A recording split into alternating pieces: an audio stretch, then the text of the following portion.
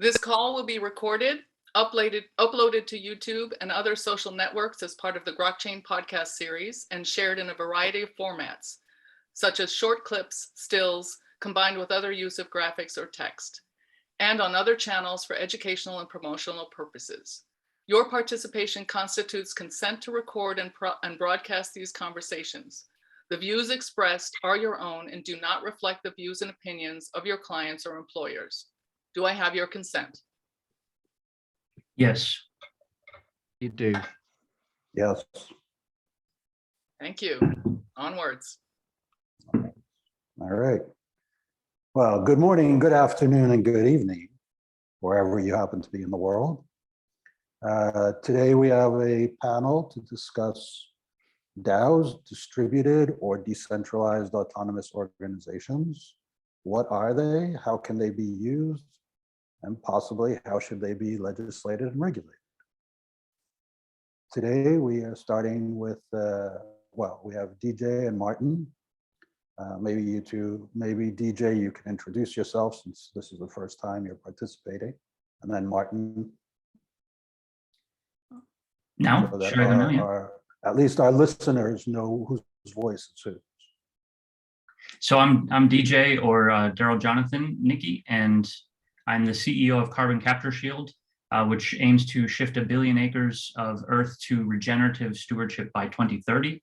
And we hope to utilize the advantages of the blockchain and decentralized data storage and computation to help make that possible. So that's what I'm here for today. Thank you. Hi, I'm Martin Warner. I'm co-founder of Confio, which is a software house which is building TGrade, which is a blockchain that looks to make the bridge between public chains and regulated business. And we do that through governance. And we're just starting the steps to launch the chain. So fun times ahead. Great. Well, we look forward to seeing your chain up and running, your main net, to use the vernacular. So, gentlemen, what is a DAO? Is it a decentralized autonomous organization? Is it a distributed autonomous organization? Is it something that we need? Something that's different from present day organizational structures? Can I start maybe? Sure. Go ahead. I think DAOs are very interesting, whether you call them decentralized or distributed, doesn't really matter. I think the principles of what they're trying to do mimics a lot of what we have as a third way of organizing.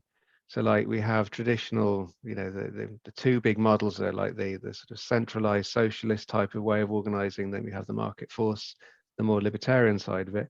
The way in the middle was probably more prominent in the past, and we've seen the working model work for actually centuries, and that is like the commons movement. This is where it was mutual, organized around resources, and they were highly regulated, they were highly controlled, and they kind of disappeared as industrialization came along, but we do see traces of them. We still see cooperative movements, we still see mutuals. And obviously, if you read the works of Ostrom, you look and take those principles and you see them very, very strongly reflected in how DAOs work. So I think as a model, as a conceptual, as a political, or as an organizational model, there's a very strong basis for a DAO. And what the blockchain technology allows you to do is to encapsulate the rules, regulations, the structure of what your organization is in a more global way, rather than concentrated on a local matter of, say, organizing who's got grazing rights on this mountain or who can use this water resource. Yeah, Okay, that's a good presentation, a good definition. What about you, DJ? Yeah, I would agree with that. What inspired me was particularly in Albania. So in Albania, you have a tourist destination, which they call agritourism. So it'll be like a resort you go to where all of the food and everything there is grown by the local farmers. And so they set up like sort of a cooperative where, 100 family farms all around on the countryside grow the produce that supplies the agritourism place. And then all the tourists come from all over to enjoy this, and the wealth stays in the local community. And to me, that seemed like a smart way of doing it. And DAO, similar to what Martin said, it's decentralized or distributed because no one person is in control, but at the same time, you don't have that president or the guiding person. It's autonomous because we've set rules in place that we've all agreed upon that do that guiding for us, and we just do the work within the DAO that we are there to do, trusting that the rules we've set in place will carry us all together in the right direction. And that's the way I see it. So it's an organization of people that's distributed or decentralized, no one central authority, and it's autonomous because we've set the rules in the foundation of that organization itself. Okay. So essentially, you're both saying that it focuses on a resource, whether the resource is farm, the tourist venue, or the software. That's possible. Yeah. I think there would be no real reason to come together unless it was some kind of shared resource. It's a common Right. purpose, I think, that defines what a DAO is. And that common purpose needs defining with a set of rules. So one of the most, I think, misquoted phrases that we hear is a thing called tragedy of the commons, which was written by, I can't remember when it was, but it was regurgitating some propaganda from the 18th century when they were doing land enclosure. So they were taking the land off the commons holders and enclosing it. And they called it tragedy of the commons because the story goes that these feckless peasants didn't know how to look after their land and they overgrazed it. And it was called the tragedy of commons. And it was essentially propaganda. And what that myth has endured and got regurgitated over time, and then it's a term that's widely used, and it can be used as well in the context of DAOs, that we have this, resource, we have governance tokens, we have this, we have that, the other, and people talk about the tragedy of commons because people can come in and exploit this stuff. But what actually, that I think is totally wrong way to look at it. What the DAOs, when they work well, have a very clear purpose, a very clear set of rules, the boundaries of what you can and can't do. Now, one of the things I've looked at heavily in DAOs is a lot of it in trying to stay decentralized and autonomous and everything is the gut reaction is to put it all into code and say code is law. That's the other one that's widely thrown around. Yeah. And I had a very big problem with that one when I started looking at it in detail. As an ex-coder, I wouldn't be confident that I'd coded every single scenario use case without ridiculous amount of testing. And these organizations evolve and they have to adapt. And to rely on a coder to think of everything, every possible nuance and make it all fully automatic is problematic to me. So I worked, was it last year or the year before it was, on a model and an adaptation of a DAO, and called it the decentralized social organization. So this is where you create consensus amongst the decentralized group. So participants who are interested in the goals and the organization and actually making this work, you form consensus off chain through discussion, through interpretation, through a consensus agreement building. And that might take a while because you have to persuade everyone that whatever you want to do is actually a good idea, and you make compromises. You do all that, and humans are extremely good at negotiating. That's what we do. We interpret, we use language, we persuade people, which is something code can't do. It's too brittle. When you have that, and of course, you use governance, you can use voting to say, we all agreed with the following motion, and we're going to signal that on chain by saying, I vote yes for this, I vote for that. Somebody may still strongly object and abstain or vote no, but the consensus has already been reached. So what you're doing is recording that on chain. This decision's been made for everyone to see forevermore on an immutable ledger. So that was the adaptation that we made, and that line of thinking went into what we did with TGrade through the creation of trusted circles. It was the same kind of methodology of off-chain consensus building and recording using governance. Great. I think I'm probably a bit more conservative because I apply the concept of autonomy to the software itself, to the underlying resource, if you like. You know, whether it's Bitcoin or Ethereum, not Solana, apparently it's off again. Yeah, well, that happens. Enough said. You know, that the software is sufficiently sophisticated that it can correct itself. It can correct the block order through a reorg.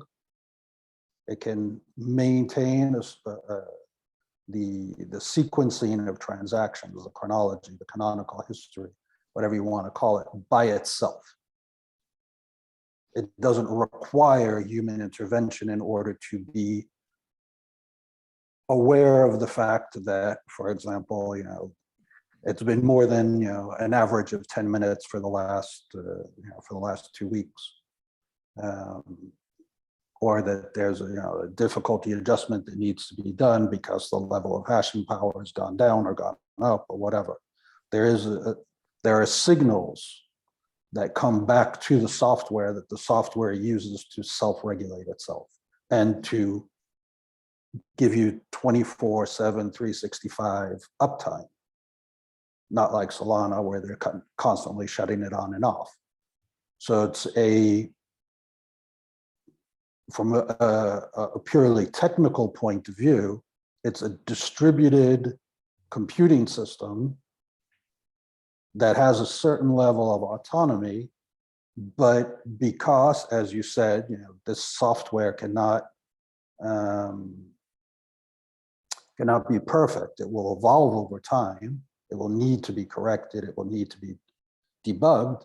You then need, possibly, to have an organization that allows for the maintenance of this software, which in this case, because it's a cryptocurrency, it's actually holding on value and the history of value and the history of those transactions, and balances possibly of your accounts. There's a common interest that everybody has to make sure that this stuff is safe, this software is safe. So it very much focuses on the software and the maintenance of the software, at least as an original concept or the origin story behind it. Personally, I think that defining a DAO only in terms of software maintenance and development is a little limiting. I think that the reason why cryptocurrencies work is, yes, you know, they've got a certain amount of fault tolerance related to the software itself, but then you've got this human component where you have to coordinate people, which is, as we all know, it's a lot more difficult than software. So for me, a DAO actually goes beyond the original conception of software maintenance and how do you maintain software in an open source environment where you have, you know, permissionless system and, you know, all the other complications that come with it that you don't have when you have a we'll call it wholly owned subsidiary or a wholly owned company where you can have a top-down decision making.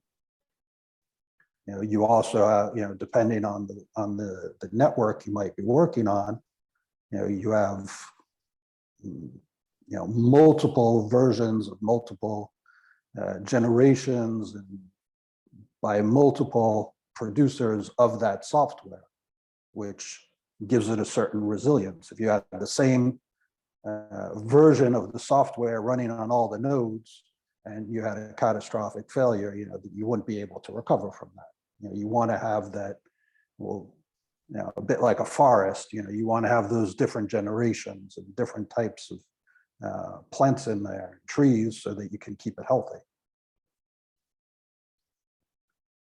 I think we're probably talking about a similar kind of thing. I think we're more or less agreeing. I think the foundations of a DAO for the software, the blockchain it's built on, the basic tools, the structure of the software, the open source code, in helping organize a group of people in a decentralized, autonomous way, is as you described, an endeavor in its own right, and it works, it's efficient, it's self-regulating, self-supporting. And I think the next layer up is where you, as you rightly point out, that's where the human interaction belongs or begins. And that's the point I got to with the decentralized social organization versus a pure economically driven governance token. Everything is managed by code is law. And I think that's probably the distinction that I was trying to make.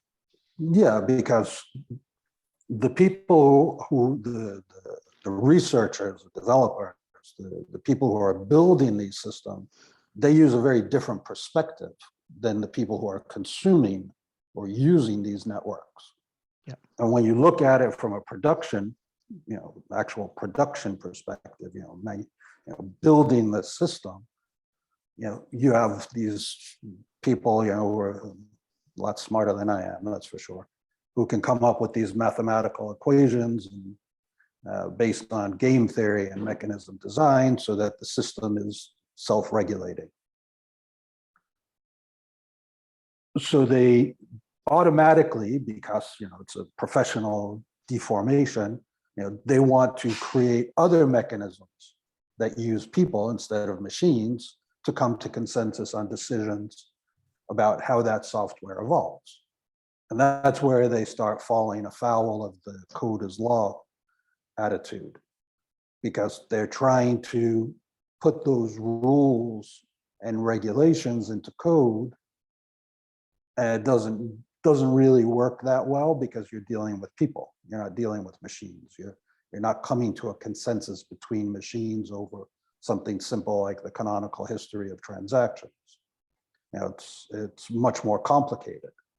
And it's kind of ironic that we should find ourselves in this situation, because part of developing a cryptocurrency or network is that you've got a certain amount of fault tolerance that can be built into the software, 50% for proof of stake, 1/3 for 50% for proof of work, 1/3 for proof of stake.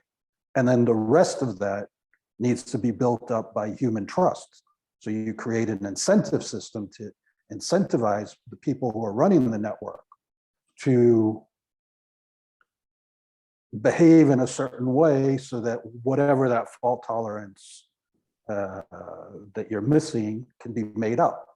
So writing those rules into software as, whatever kind of mechanism, but without it being an incentivization mechanism, creates a lot of dysfunctions. DJ, I see you nodding your head, but we'd like to loop you into the conversation. So yeah, I'm a little confused by what you just said about the. Can you repeat the last part there? Because I was following you up until the last part.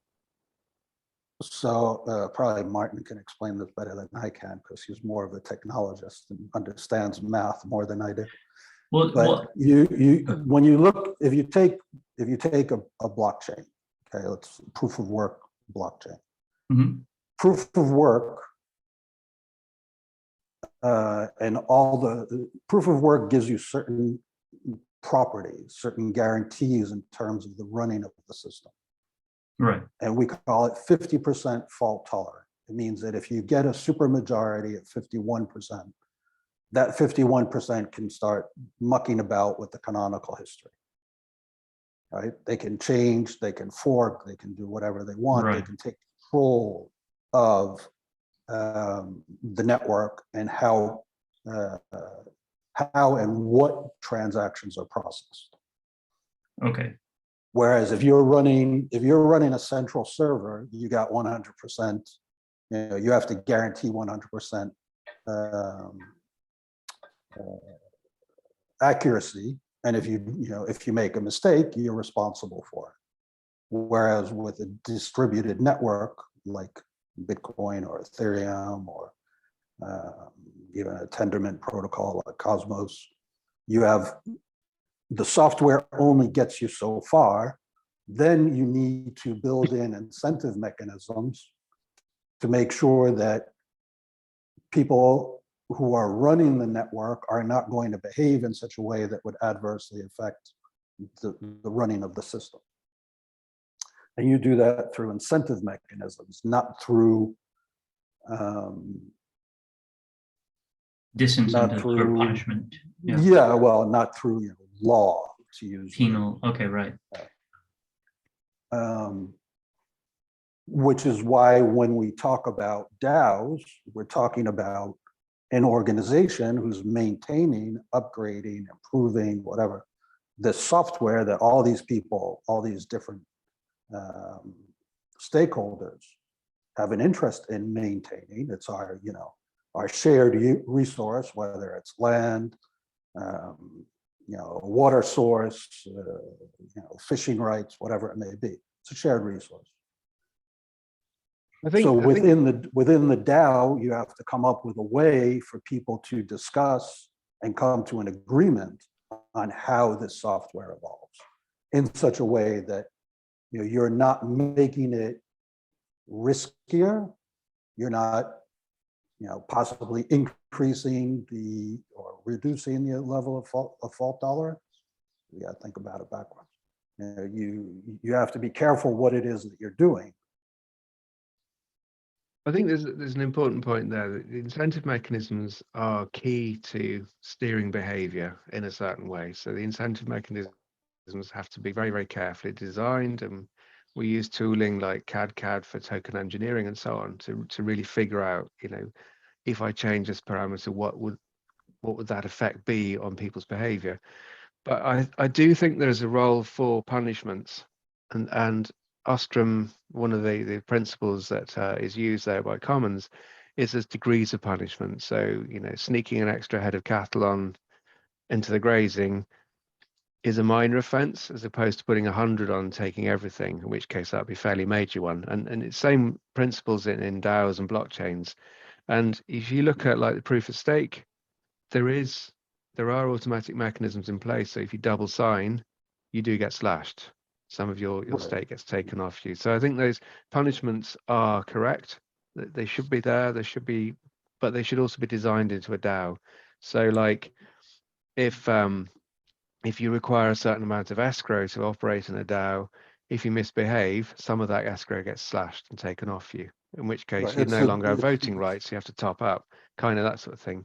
Right. It's the dispute resolution mechanism that I think so. Yeah, it's definitely needed in there, because I think otherwise we do see, like, I suppose if you look at DeFi as an unbound resource like maritime law, anything goes. And you see in the crypto community get very, very upset with rumors about certain large asset managers that cause the downfall of Terra.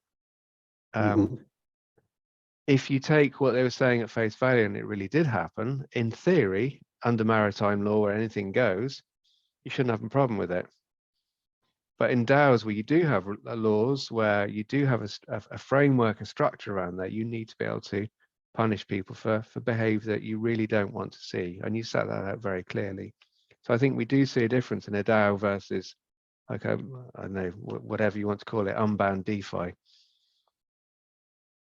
But I think each DAO would make its own decisions on what those parameters are. And like the forest analogy, you have some trees that are very healthy and some that are not. So you'll be able to see which ones are making wise decisions and not. And hopefully have a network where you can learn from each other as well.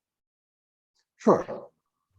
But that's, I think you're both right to a certain extent. I think the issue, or the point I think you need to bring up, is whether that dispute resolution mechanism, that arbitrage, is done by the software, it's baked into the system, and is consequently autonomous, or whether it's human driven.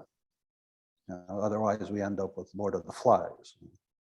I think you can have a combination of both, as long as you have, like, on the human decision, checks and balances. And the automatic one, like I say, in proof of stake, you have slashing for off, if you're offline for a while, or if you double sign, there's certain very specified, very well known cases where automatic punishment kicks in. But there's also, I think, room for mechanisms to do the human interpretation about, what is bad.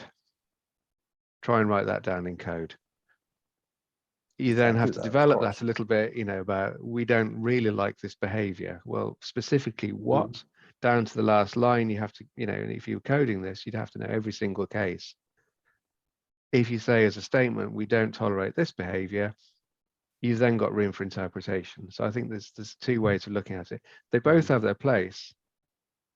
Yeah, and it has to be adjustable too. I mean, if there's consensus on something becoming coded as law, then that's appropriate. But then there might be occasions where that law is found to be insufficient or inaccurate, or able to be abused or misapplied, and so then it should be able to adapt. I mean, I live in Germany, so I know when the law is the law and it's not in your favor, there's no budging, and you want to be able to have arbitration on that as well. So I think human intervention is always going to be necessary to some level, but just like riding a bike, we don't need to constantly think about balance once we've learned how to ride the bike. And once the DAO learns how to navigate its day-to-day activities, most of those will be encoded as laws, I believe.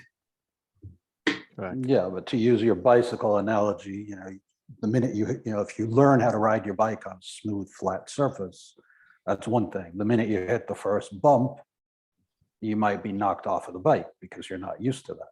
So you Right, yeah. And then we'll have to reassess what we consider to be the law and then adapt it to the new terrain. Sure, but the law aspect it's a tricky one. You can, in certain jurisdictions, you do have this concept of private law, in the sense that, I can decide what the law is or what the rules are. And to use the Elinor Ostrom example, it works up until a certain point, and then beyond that point, you need to have a larger jurisdiction within which those rules exist, which is fine. It's fine. With something like crypto, it becomes a little more challenging because you're not operating in one physical location or amongst like-minded people.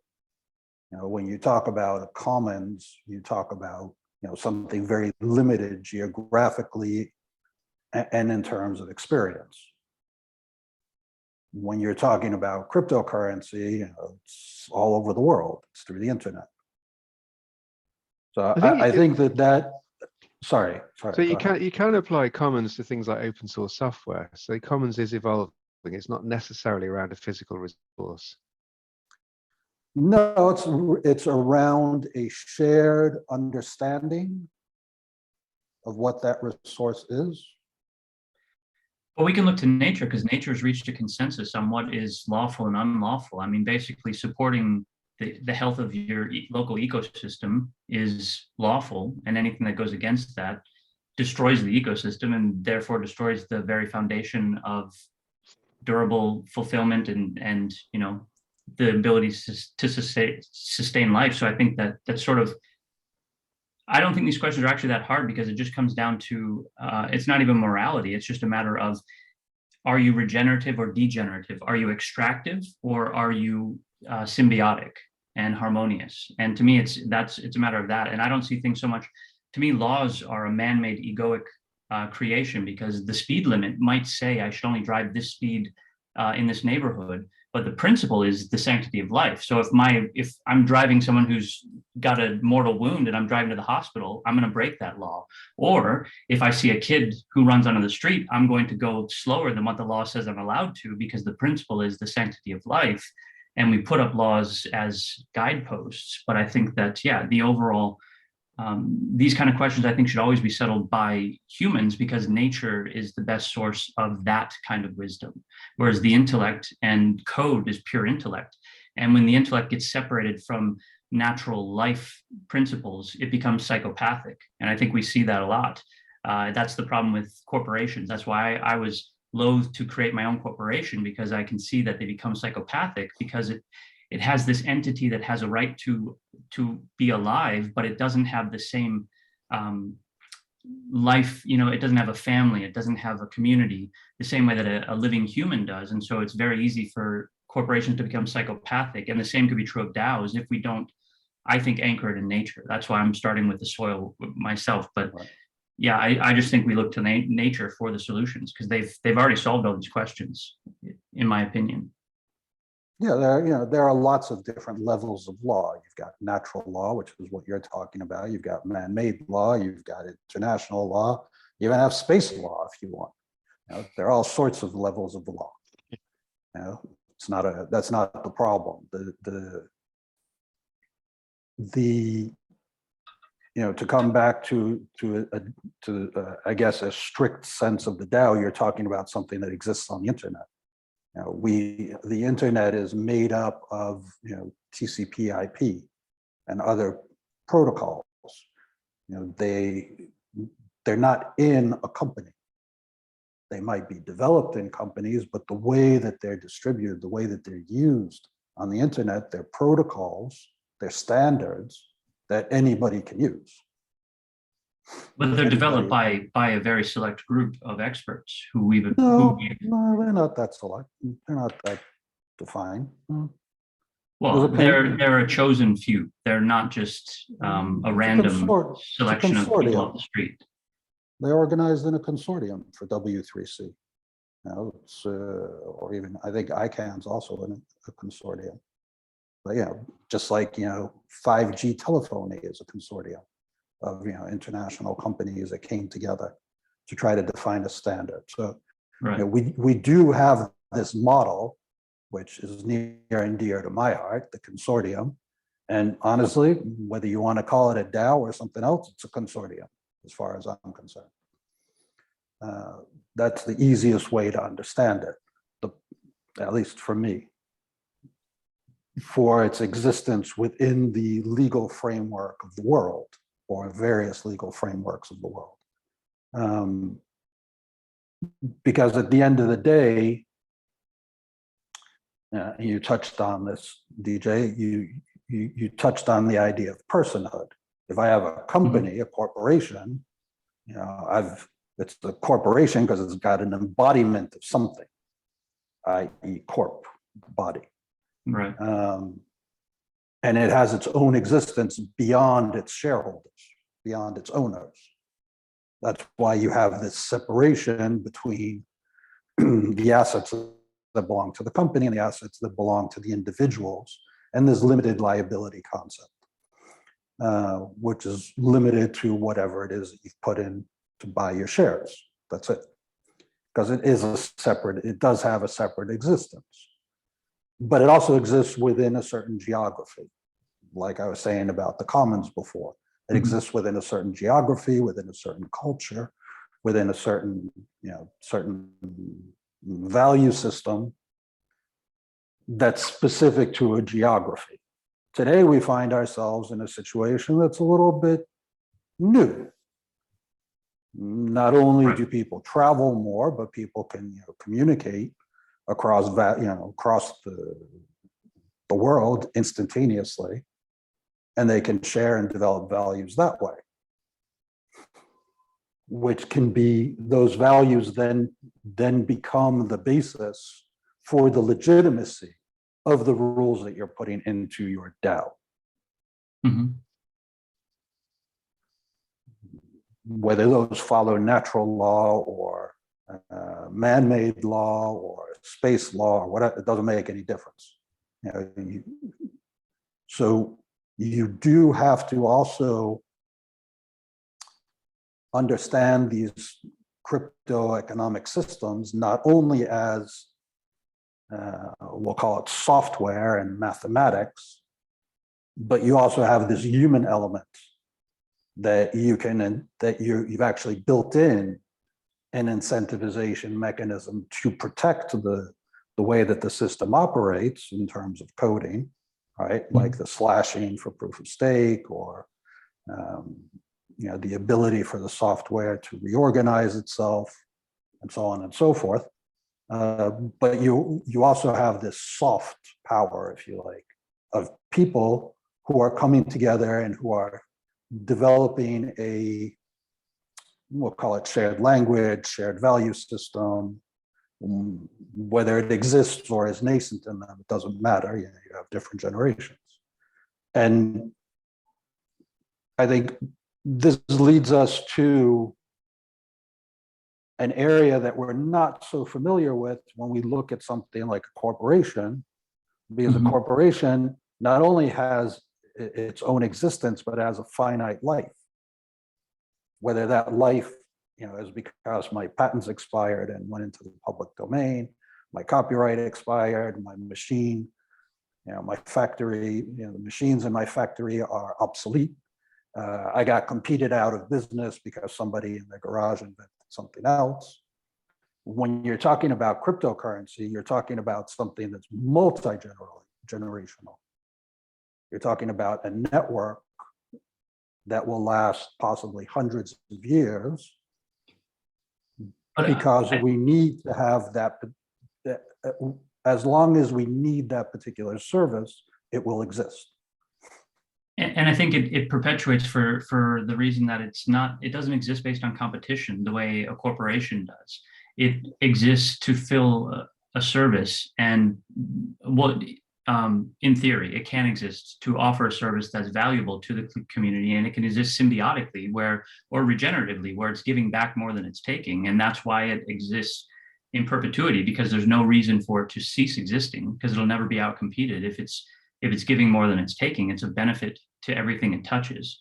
And I think that's going to be, I think we're shifting away from the centralized unit of organization, kind of like a tree, the main trunk. And now we're going out into these branches where every leaf can be in the sunlight. And I view the DAO or the code as the hard structure of the tree, or think of it like the coral that supports the symbiotic bacteria, and that actually do the photosynthesis of a coral. A coral is like this calcified skeleton, and only the tips are actually what's alive. And that's what's this soft symbiont that's with it. And I view it the same. Like humans, we can use this technology to build these hard structures that support the structure that each of us can be in maximum sunlight, if that makes sense. It's sort of metaphorical, but I believe that we should look more to nature and to almost native peoples and their mentalities when we look at the design and structure of these entities, because we can finally truly decentralize. We don't have to be organized around a core trunk of power, because as you say, Martin, your company is an example. Like, you guys are totally decentralized, yet you're coming together using these tools around a shared idea to give something back and create more than the sum of the parts. And that's what I think is that to me is what I would like to base all of the foundational concepts moving forward on, is this decentralized, where we come together because of the idea, because we have something of value to give and to create. Whereas a lot of corporations and the whole market system at the moment is designed to extract. We mine our money. Even Bitcoin mines, they do extractive computation that uses huge amounts of energy simply to prove the value of what they're creating. Whereas if we create value through giving and increasing ecosystem and biodiversity health, then that's creating value in a different way. Rather than extracting, we're putting more in. And that's the thing of nature. You plant one seed, you'll get 1,000 back. You have 2 cows, 10 years from now, you could have 1,000. And that's nature. It's truly bountiful, but we've restricted it, and that's one thing I learned from farming. Farming isn't broken. We've broken it, like we literally we're the fertilizers we use were developed in World War I, when they learned how to extract nitrogen from the atmosphere and create what is now ammonium nitrate. It's controlled because it's an explosive. Once the war ended, they had all these factories, so they sold it to farmers. They started putting it on the ground. Well, guess what? It killed all the life in the soil. So now you're dependent on these chemical fertilizers. Now you have pest problems because the plants are so weak, they're susceptible to pests. Now, well, hey, we create all these other chemicals for war. We can sell them to farmers too. And now we're spraying it on our foods, and we've killed the soil. We've forgotten that actually nature is bounteous and abundant. And so I think if we shift out of this competition mindset and control and centralized control, and instead allow things to blossom and to see what springs up. There's going to be some bad experiments, there's going to be some good experiments, but if we're willing to learn from our mistakes and then move forward, I think that that's the ethos that I would like to see. And I don't understand fully how to encode that, in like, I was reading, was it your paper on legal wrappings for DAOs and it's very interesting, but to me, it almost risks going backwards, because I think what a DAO is, to wrap it in something that's old and that we're hopefully moving away from, is holding it back. So I look to be a bridge, and I think that I'm going to have to create DAOs that are wrapped like that, because as a corporation, I want to interface with that existing system, but I'm hoping to build things that can go on and sort of outgrow even what we're creating now, and that's the way I see it. Well, I'm gonna beg to differ with you on one point with regard to we'll call it the organic part of, I'll say, Bitcoin or Ethereum. The system is designed in such a way to incentivize people to bring their equipment to the network and secure the network. That's where you've got the organic part. Right.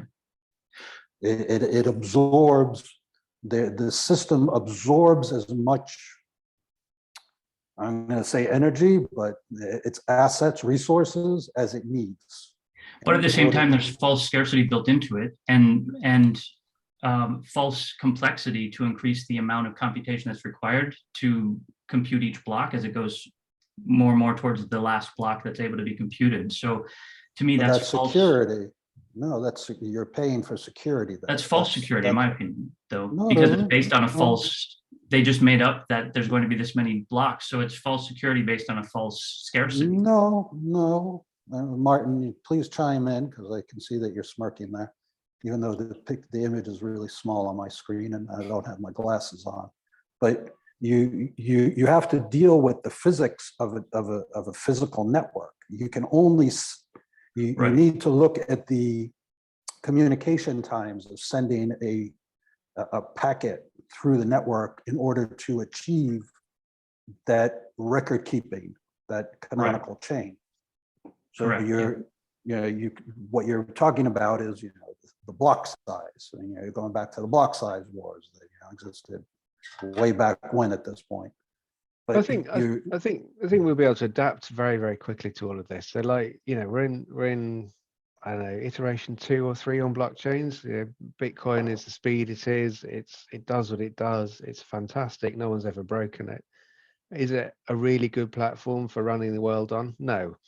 Is Ethereum good for that? In its current iteration, no, which is why they're writing Ethereum 2. And what we're seeing with the Cosmos ecosystems, kind of the model of the Internet of Blockchains, means that, we're firing up a sovereign chain. When it starts getting towards capacity, there are ways of doing sharding. We fire up another chain, another one after that, and we manage load balancing. So you can scale these things without a huge amount of organization and intervention. And also, you've got the idea is not to create multiple chains. The idea is, like TCP/IP, is you have one protocol that runs them all. Yeah, I mean, it's like, what I mean by sharding within that, like in the Cosmos ecosystem, you have inter-blockchain communication. So there's absolutely no problem with chains connecting to each other and passing back and forth. Is that sharding? I don't know if that's sharding. But that's for another conversation. It is. We could go into very deep technical conversation, but it's not really appropriate for this one. Interchain communication and sharding for me are not the same thing, but that's just. Then again, I'm not a technologist. Can I throw in a bit of a curveball here? We've been discussing like the principles of DAO and everything. One of the things that that I haven't really fully reconciled in a decentralized autonomous organization is whether we need to verify identity. Is that important or not? Is it identity that you're verifying or reputation? Either, because I think at the moment the pseudo-anonymous address means that I can create multiple accounts, I can sway voting, I can do all sorts of things. Not Sybil resistant. Exactly. Is it important or not? Yeah. Or proof of DJ? uniqueness. Well, I think that it depends on the purpose of the DAO, but if you want integrity in the voting, then you need proof of humanity, at least, or proof of individuality. You see, this was, I unfortunately got into this industry through people who build these networks, through Ethereum researchers and stuff. And they do game theory, they do mechanism design, they do category theory, all these things that I've never heard about before. I just learned about them now. Like, why do people spend their time thinking about this stuff? But I guess there are thousands of people, academics at the very least, who think about this stuff. And I'm glad they do. But your I lost my thought. You're trying to build something that works on its own, where you don't need to, if we use distributed computing, because this is, most people forget, Bitcoin is a solution to a distributed computing problem, right? I think we can all agree on that. Definitely, yeah. How do I make X number of copies of the same database without having humans participate? It becomes more complicated when those machines who are participating are not known a priori to the rest of the network. So they're not known, I'm not transmitting my public key to the network before I start mining blocks, for example. Right. I'm not known, no one's identified me, nothing. And the network, the system works based on these principles. These principles that I don't need to know who you are. Doesn't mean that I don't have to know who you are. I mean, that's the way that the system works. When we then translate that into the human world, it starts to get a little wobbly and things start to go pear-shaped. Because once again, these people who are building these systems, they're coming at it from that perspective of, how do I build this?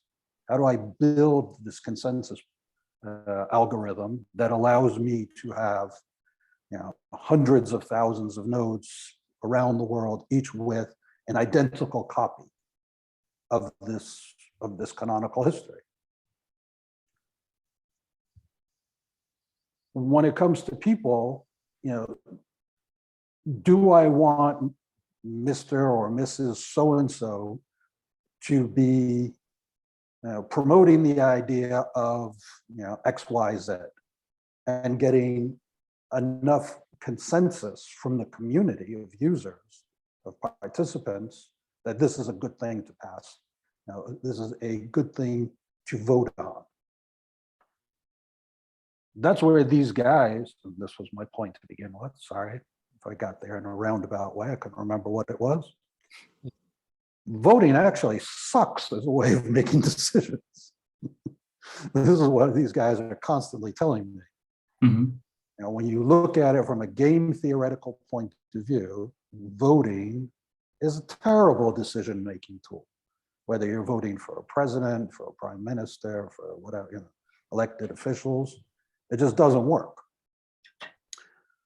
So bringing this system, this faulty system, into we'll call it the digital realm as a way of making decisions is probably not the best. So when it comes to identity, if you like, within the blockchain, or within a cryptocurrency network, I think it's more about reputation than it is about actual identity. There are people who participate in these DAOs who participate in an anonymous way. They use a pseudonym, they use an anonymous account, they use whatever, but they still participate. And they're still productive. They're still, they provide value. So it's more, I think, more about reputation than it is about actual identity. I would agree with that, but you also need to prove individuality. I think that because nodes on the network, it's pretty easy to prove you're one node, but then you don't want someone who's actually, sock puppeting a million accounts to increase their reputation by voting for themselves. So that's Sure. Yeah, that's I'm not sure how that would be addressed in that system. But I think a DAO is different than a blockchain, because the blockchain has to have a certain amount of anonymity with the different nodes. But in a DAO, you don't need to have that anonymity. And I think that some DAOs would serve well to have that, and some would not serve well to have that. So I think it depends on the use case and the purpose of the DAO itself. Well, if in my opinion. the use case is limited to the maintenance and evolution of the software, then probably, I'm not going to say identity, but notoriety and reputation are probably very important. But if you start expanding your constituency to a much larger group of people, in my own humble way, I think of a DAO as a company flipped inside out. It's everything is externalized. My IT department is externalized. My marketing department's externalized. My legal department is external. Everything is externalized. And the only thing that we come together around is the token or the price of the token. Because ideally, we're all trying to make sure that that price is maintained or goes up, because the price of the token is a simple supply and demand curve. It's not based on any cash flow, like with a regular company. But once you start expanding your constituency to include all the, we'll call it, functions of a corporation, but everything is externalized, everything is, the decision making is decentralized. Mm-hmm. That's why you have, DAOs of DAOs and sub-DAOs and sub-DAOs and things, because you're essentially creating those external departments that used to be inside your company. You're putting them on the outside, but you need to give them some way to organize themselves.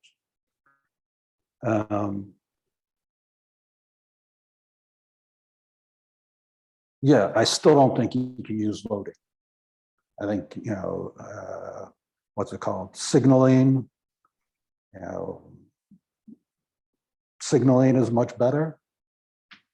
Yeah. And also, you can't look at things, you can't look at everything, 0 to, 0 and 1.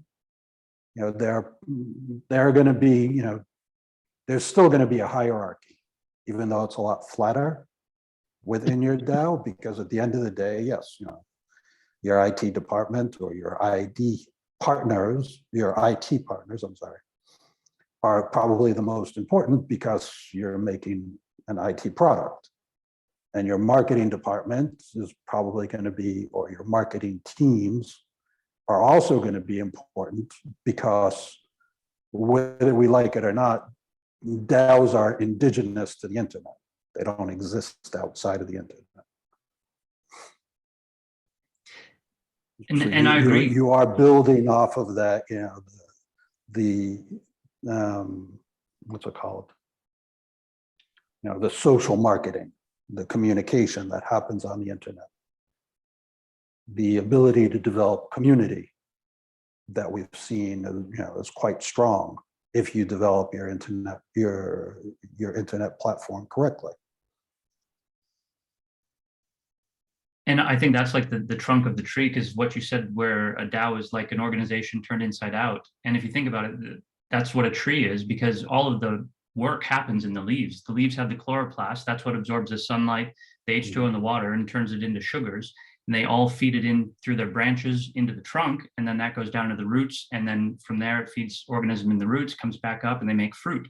If a leaf isn't giving the right sugars back, then it drops the leaf. Same thing when a flower forms and it turns into a fruit. But if at any point that isn't able to get what it needs, it just drops it. And I think that what we're writing is like the DNA of these organizations. And within the DNA of plants, there's a potential program to be run in any potential encounter, you know, like if it's a early frost season, or if they get parasites, or if there's some kind of disease, there's hopefully some genetic code that tells the tree, the whole superorganism, how to respond, and that affects every single branch on that chain, you know, blockchain for our example. And so I think what we're doing is we're writing that. So it's important to have these conversations. But yeah, I don't know if we have solid answers yet, because we're sort of just learning how to walk, you know, or really learning how to crawl. As Martin says, you know, it's like, hopefully we get Ethereum 2.0, and Bitcoin was an amazing innovation, and it's still awesome for what it is. But yeah, I think we need to learn from these and to continue to evolve upwards, and learn from the mistakes, and also learn from the pitfalls, and work around them. That's my view. Martin? Yeah, I think some good points there. I am probably a bit stronger supporter of voting than you are. I know you're not particularly, like you articulated. No, voting. not at all. Not even. I never even voted in an election. Nope. I think, you know, some voting systems are better than others. I'm a huge fan of conviction voting. I think that's a really, really nice model. Conviction voting works by the ability to change your vote as often as you like. There is no deadline. There's no, I'm going to back the winning side and all the other rubbish you get with fixed elections. What happens is that once the switching of votes slows right down to a point, we've reached consensus, then the vote is carried. And I think that's probably the most powerful way of bringing consensus, getting consensus through a voting mechanism, to use something like that. Right, well, that isn't that a bit like the 2 rounds of voting that exist in Tendermint and Cosmos, I think? I think, no, it's more nuanced than that. I think it's the idea you can switch your votes around a lot is helpful as the discussion evolves. So you may have facts up to a certain point, you cast your vote, you learn of some new ones, you debate it more with people, you get more consensus, you switch your vote again, you can keep switching your vote until you're happy with the direction of the vote. And I think that's a very different mechanism to any number of fixed rounds and any deadlines. Well, and I think through that, that opens up a whole other field of discourse on information asymmetries. Absolutely, yeah. Which that's is the key to it. Which we still haven't even touched. I think that's probably a very good discussion. I think we're coming up on an. Yeah, that's a discussion for another day, I think. Yes. So information asymmetries are a big deal. It will be quite an interesting one. So one more I'd like to throw in on the discussion of DAOs is we've talked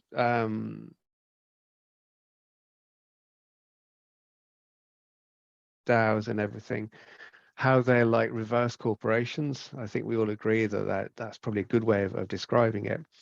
Now, the real world is a corporation, an entity, is based in a jurisdiction, and the rules of that jurisdiction apply to it. Now, if we have this ethereal DAO that exists nowhere, you default to the laws of the land of where your members live.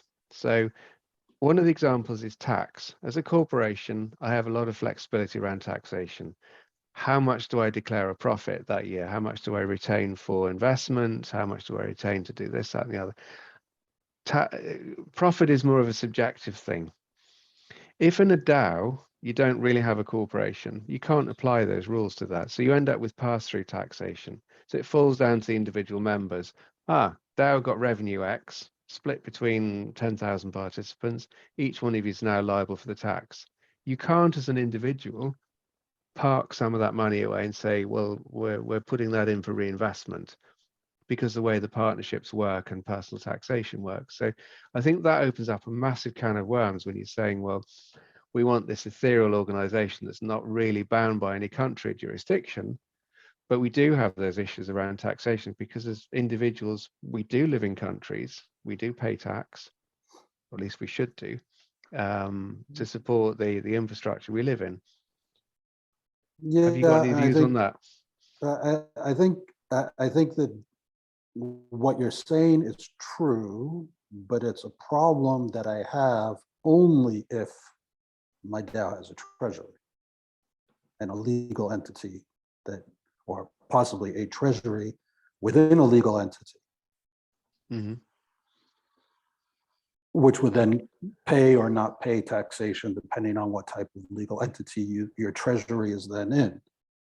If you don't have a treasury, Bitcoin doesn't have a treasury.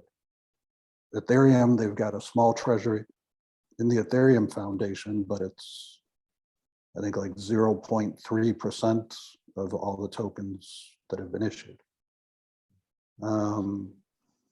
You don't have to have a treasury. You don't have to have a foundation with a treasury. And I think there again, you end up dealing with what are the values of the community that you're developing. There's a reason why they're called Bitcoin maximalists or Ethereum maximalists or whatever. You've got a whole spectrum of people within these communities that have different points of view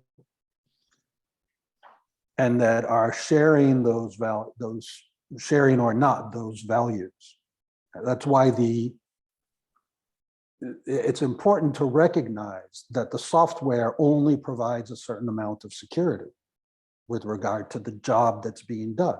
The rest of it is made up by the community. It's made up by people making decisions every day. And those are people who are developing the software, just like they're people who are using the software, just like there are people who are, possibly investing in that particular token and, holding it for the next 20 years.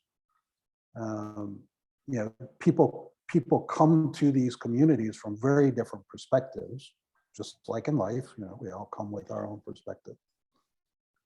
So, you have to make a decision as to whether or not you're going to set up your DAO and then how you're going to set up the DAO and what that DAO is supposed to do. If you're using it as a way of,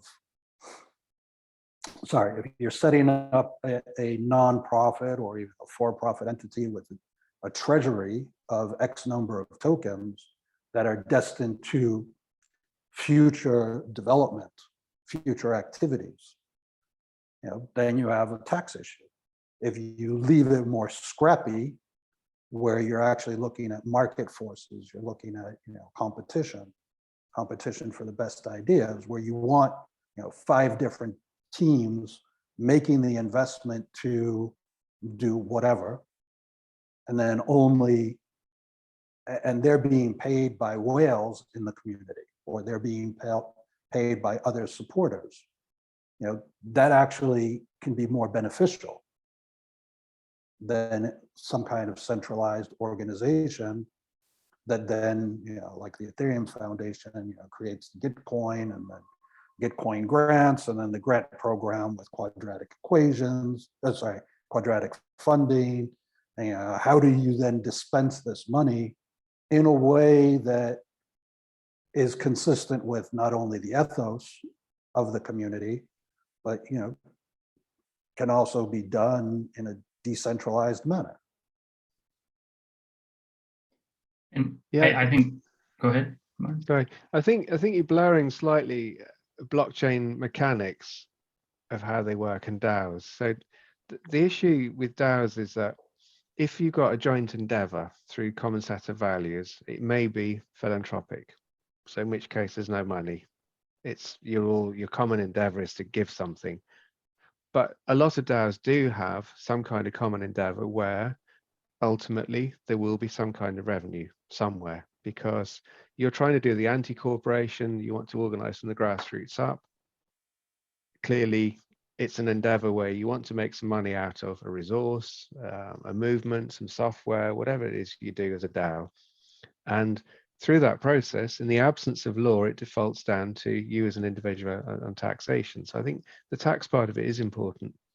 And you can't just say, well, these things operate in the ether, they're self-regulating, we don't have a treasury, because a lot of common endeavors will by default have a treasury.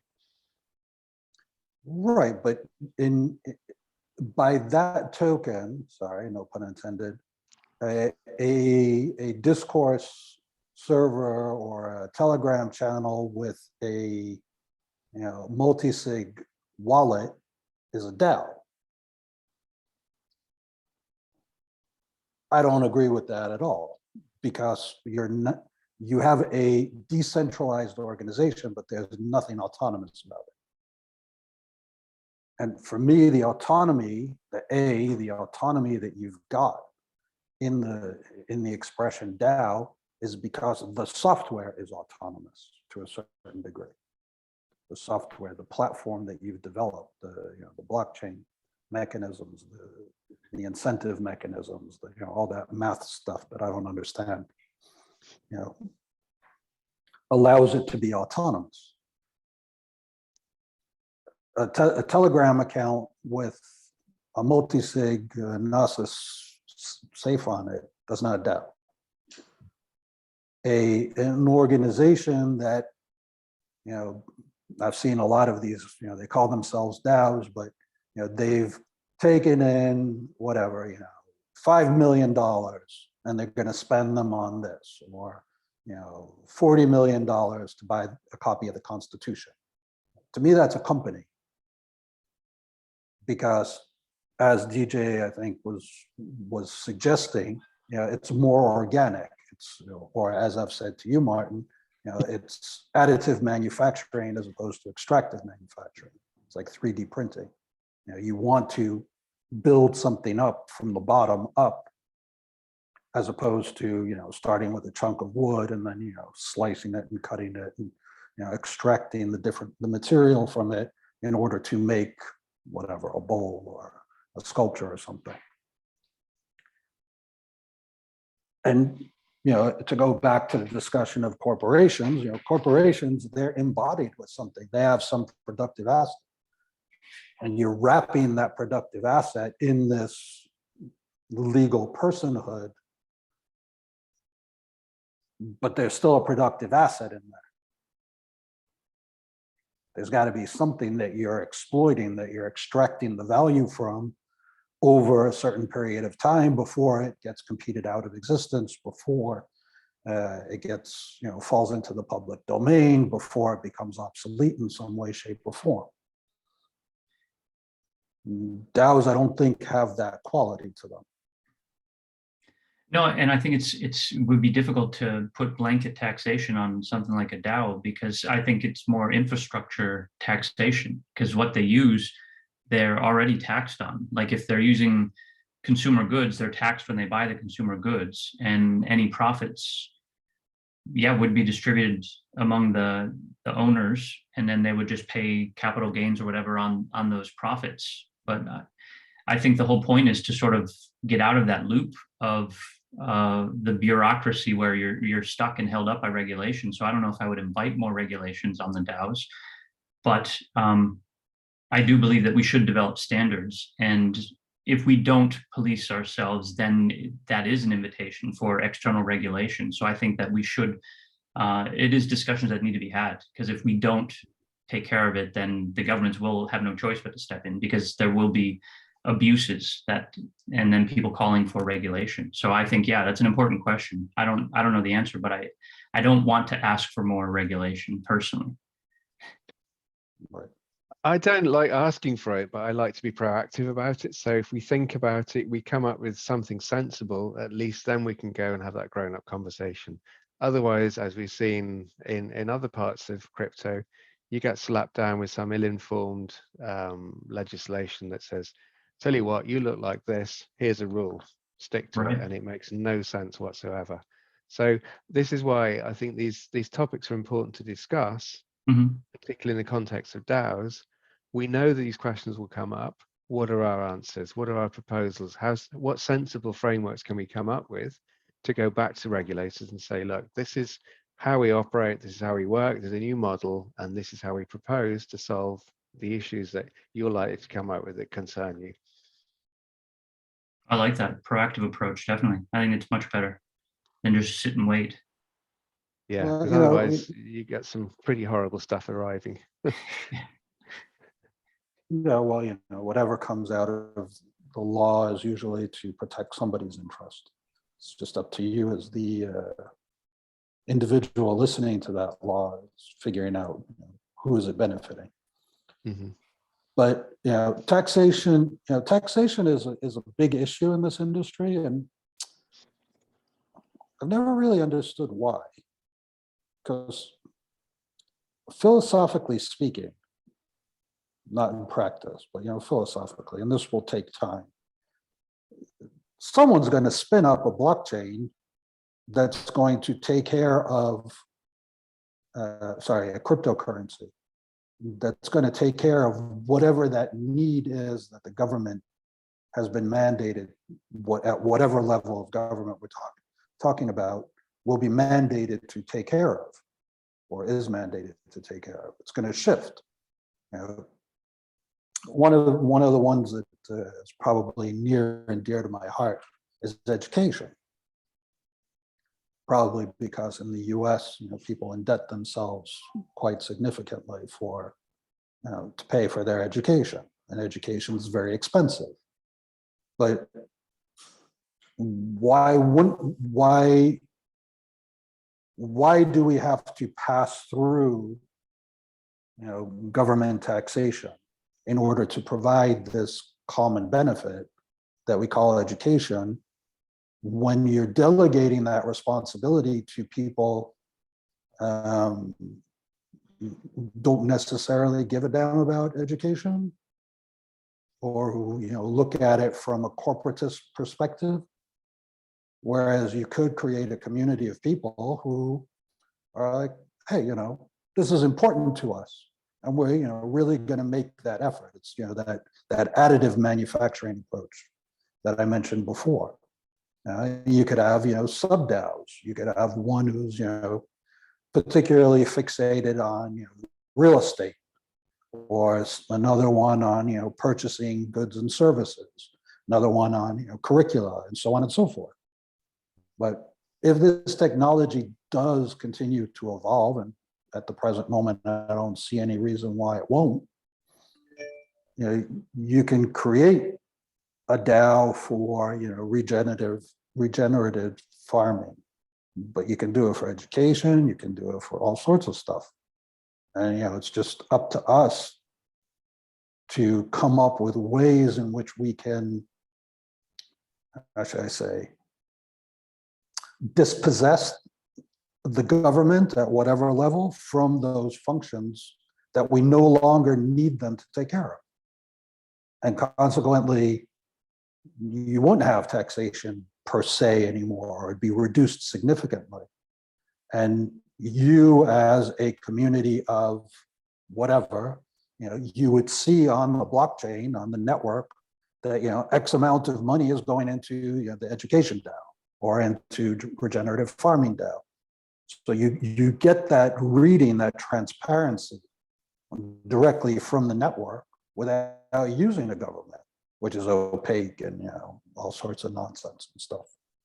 Shenanigans going on, as we know. I see a future where what I see with blockchain and cryptocurrencies is the ability to make the desired action be what generates. That is your proof of work, in my opinion. To me, that's the value. So if we want to reward teachers for teaching students, the fact that they've taught the students is what generates that currency of token generation on that blockchain, for instance. And that's what, so we've patented a process in our business on generating currency from proof of ecosystem health stewardship. And so instead of like penalizing people for not taking care of the environment, make the environment what generates the currency that you're using to transact. So if this apple costs X coin, and I know that coin comes from the health of the ecosystem, I'm going to take care of the ecosystem because that's where the food comes from, and that's also where our currency comes from. And if we make, for instance, police jobs to where they operate on a blockchain where we've agreed that this job generates this amount of coin, so then they're literally paid from their work. That is their proof of work on the chain. To me, that's where I see it going. And then you don't need to tax that. It's only an infrastructure tax where it's, like a gas fee to operate on the blockchain. And what is the cost of all of those nodes doing the processing for the blockchain? That's the only cost that's the only tax that would be paid on that income. But then you might have a consumerism tax, where as you trade and buy things, then those transactions are taxed. But as far as I'm concerned, I think that we have an opportunity to completely redesign the system. And yeah, so I like to also rethink those ideas of even where the currency comes from. And then that changes the whole idea of what taxation is and who we pay it to. Because to me, it's the tax should go to the infrastructure that is facilitating those transactions or the behaviors that you're taxing. Yeah, which is easier said than done, because Definitely, yeah. if I can keep, I can print as many coins as I want and pay the police out of them. But if I've completely diluted the value because I've printed too many coins, then it's not going to serve anyone's interest. But that's where the game theory, that's where the sophisticated mathematics comes into play, because what you're doing is you're not issuing a token. What you're doing is you're trying to make it so that that token, the value of that token at any moment in time, captures the value that society places on that particular service. But I view it differently. But sorry, I don't want to interrupt. Go ahead. No, I said what Well, I need to say. I mean, I agree that that's our current system, but I view it completely different because we create value with our actions. And the only thing that actually truly creates value is the human action or thoughts. When I do the work for a business, the business gets the value, but I've created that with my hands, whether it's I'm a sculptor or a mechanic or a coder typing code or a film editor. And in the same way, a tree creates value from nothing. There was nothing but dirt and sunlight and air and water, and you plant a seed and it grows. Don't forget the carbon, please. Exactly, but CO2 right out of the atmosphere, it absorbs that. Without the carbon, you can't do shit.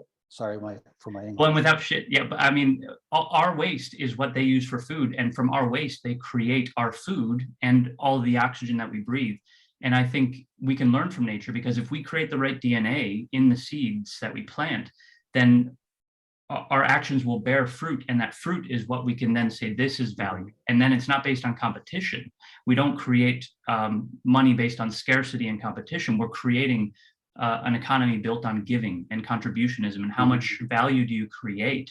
That's how much value we give you and say that that's worth. But it's a total shift in thinking. So I recognize it's revolutionary and it doesn't exist yet, but I think to me, that's where I hope to guide things. And that's what sort of we're trying to do at Carbon Capture Shield, is like create systems and perpetuate those systems, and then cultivate a garden of systems and see which ones thrive and which ones need correction. So yeah, I don't know how that can interface with the current legal system, because it's so based on competition. It's so hard to make them gel. It's like oil and water, they just don't want to mix. As soon as you try and put them together, they just separate. You have to shake them, pasteurize them. Homogenize. Emulsify, yeah. Emulsify, that's it, yeah. Yeah.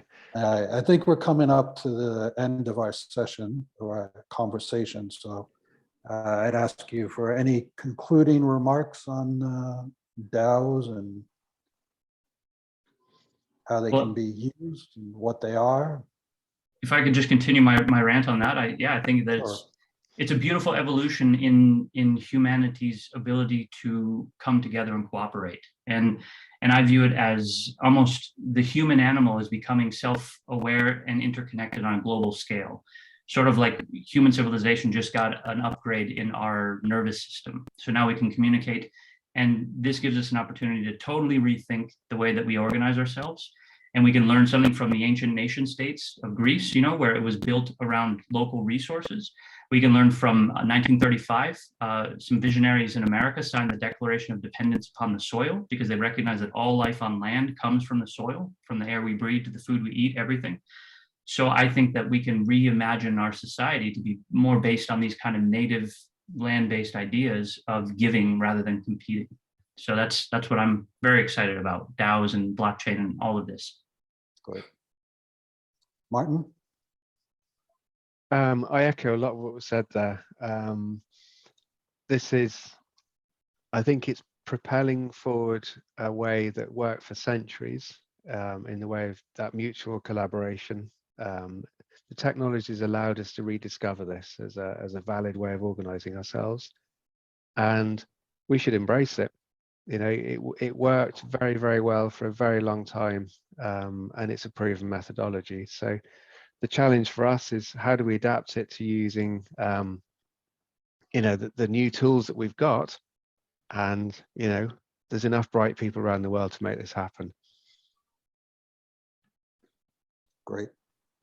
Well, this I think concludes our session today. Thank you very much for your participation.